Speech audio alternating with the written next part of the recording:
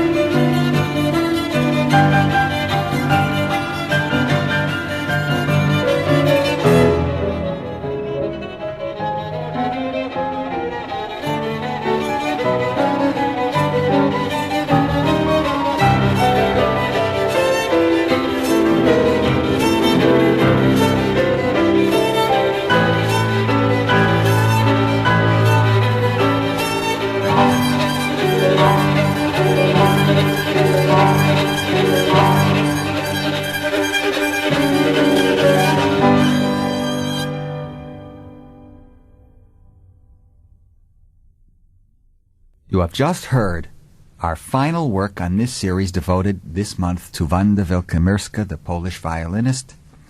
We have heard Antonio Barbosa at the pianoforte and Wanda Wiłkomirska in the perpetual mobile of Ravel's last movement to his only violin sonata. What a wonderful conclusion. And you're right, you play fast and so brilliantly, and that was delicious, and it was a hot night, and something wonderful came out of that performance. It was unbelievable. Will you now say goodbye to me? I will follow you to Warsaw for your performance of the Penderecki Violin Concerto.